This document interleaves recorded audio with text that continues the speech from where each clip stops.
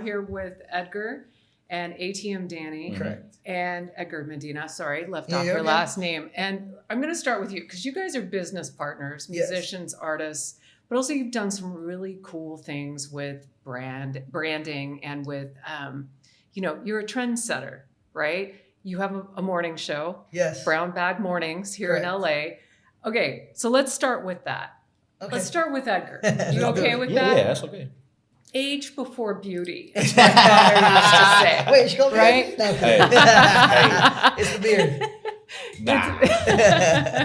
All right, so let's talk about it a little bit, Edgar. Like how you got your start, like what your calling is, because I've listened to some of your stuff and like you have a lot to say, right? And also like the joy that you bring with you when you are speaking or having conversations or on the morning show or on the podcast. Like, where does that come from, right? Yeah, it's interesting, like the journey that got me here, because I initially started in guerrilla marketing. Yeah. In this business. Is there still such thing as guerrilla marketing? Like that seems like a term from a while ago.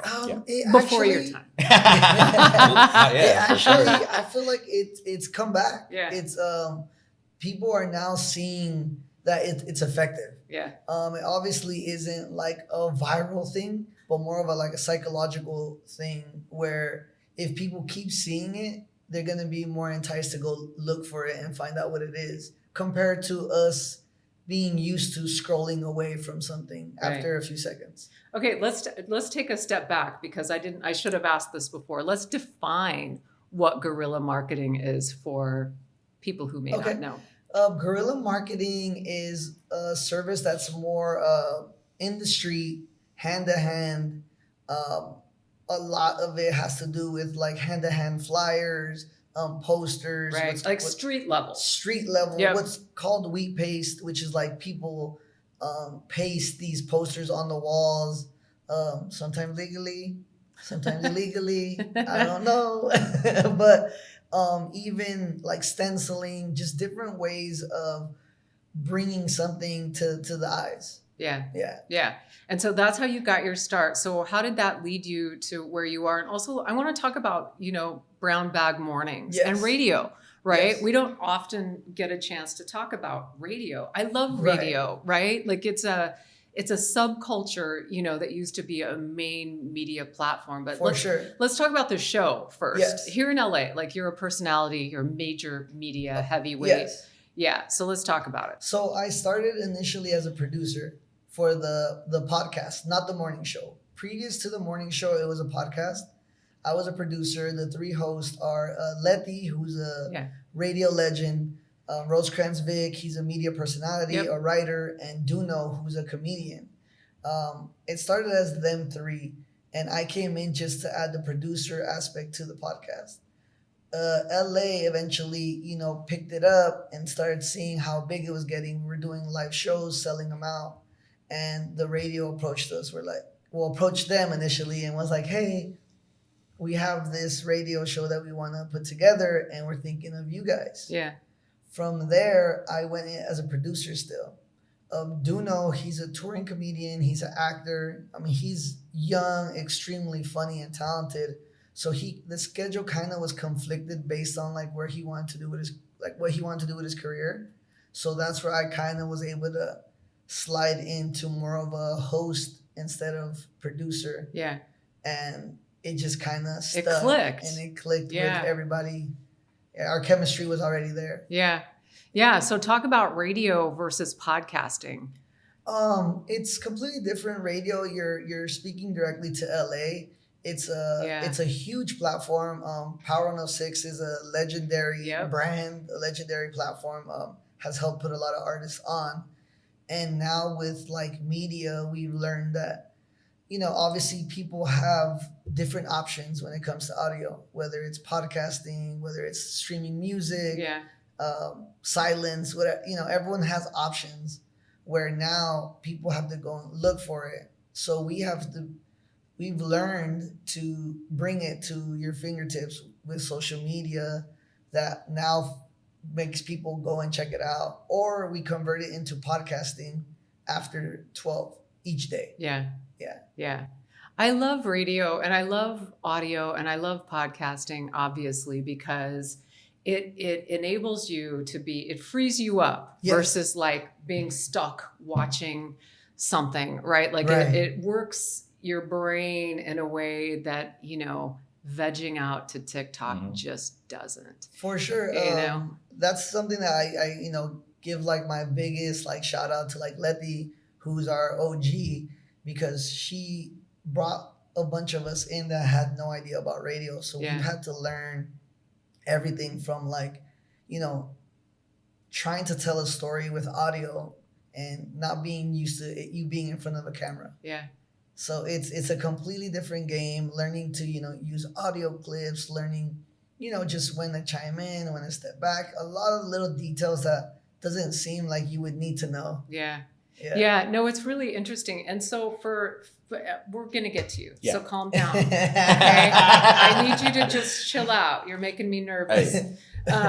No, let's talk about like you as an entrepreneur and as a creative, you know, and for young entrepreneurs or wannabe, you know, people who are aspiring to, you know, entrepreneurship, which by the way is the path of most resistance, right? It is a hard row to hoe. So talk about like your advice for young, especially creatives, right? That is a very hard row to hoe right now. So what, like from your experience, from the talent that you've worked with, like what is your advice for creative entrepreneurs? Yeah, so just so people would know, previous to me being on the radio, I was an independent creator for about 8 years.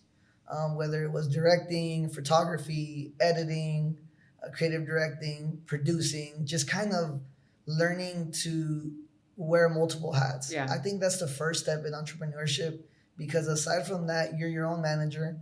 You're your own promoter. You're your own social media manager. You're your own everything. HR, payroll, right. which is a whole other thing. That's oh man.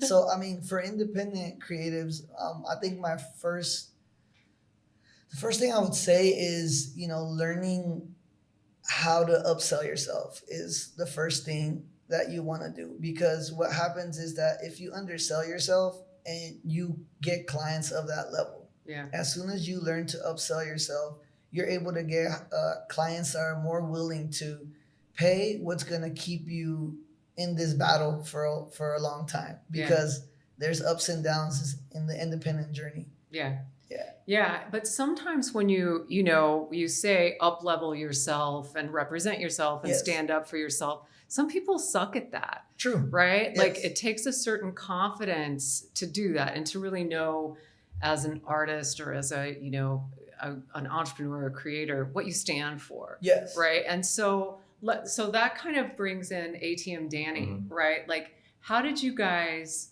meet up and what is your role in Danny's career? Because you're just now finding your voice. Exactly. Like I'm finding my own like place in this big industry. Yeah. Like, and it's so different. Like, there's a lot of things that like you got to do besides just make music. Right. You know, and I'm barely learning that. And it's a lot of trial and error with both of us because we're both new to this, you know? Yeah. So yeah, it's there's a lot of things that were not told from the start. Tell me what you just said that, you know, you're finding your voice, you found it. Like, you're a musician, you're an artist. What is that voice that you have found? Oof.